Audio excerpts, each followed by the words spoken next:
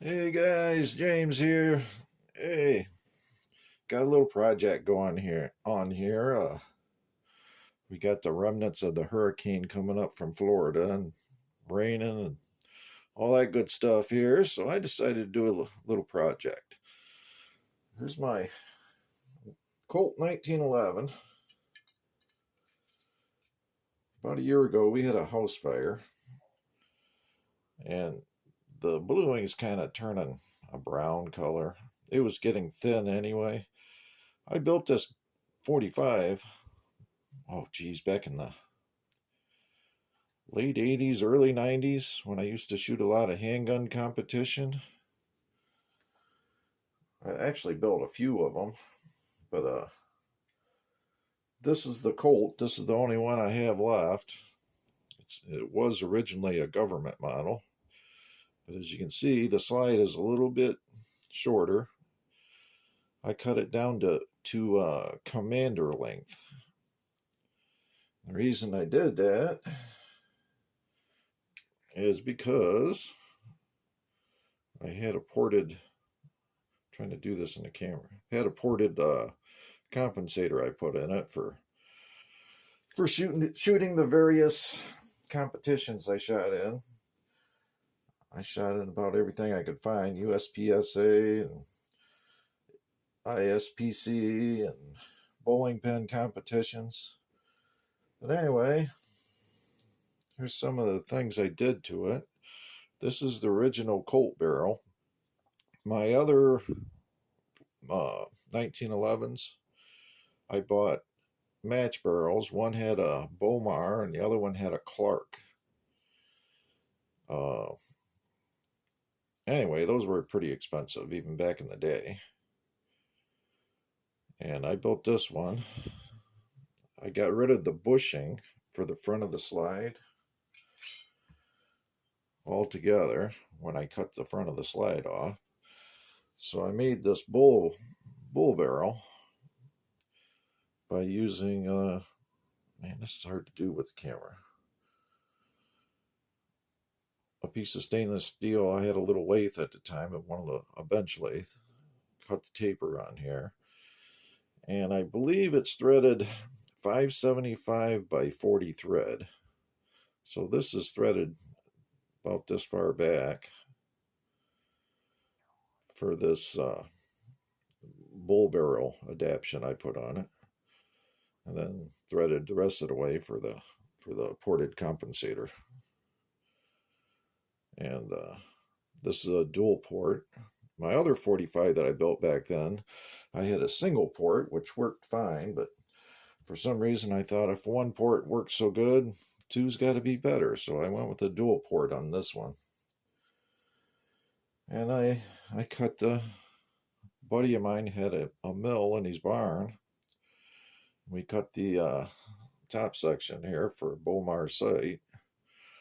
That was the most nerve-wracking part of this whole.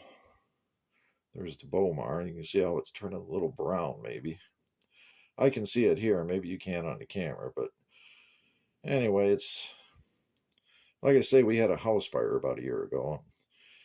The bluing was getting pretty worn because I used this gun quite a bit, and with that and the house fire, anyway, it's due for a blue job.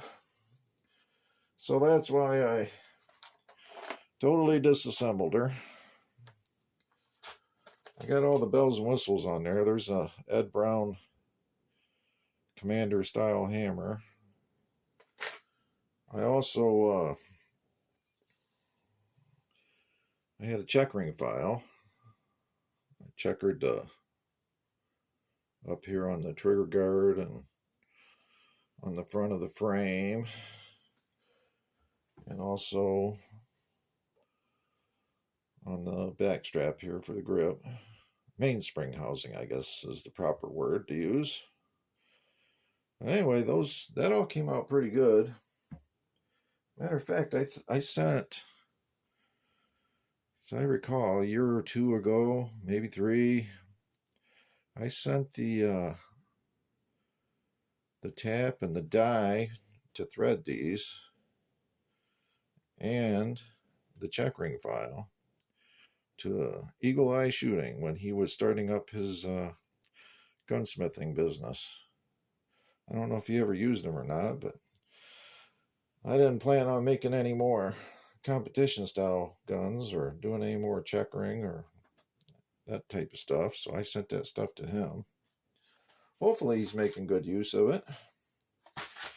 But anyway, the plan is I'm going to degrease everything here.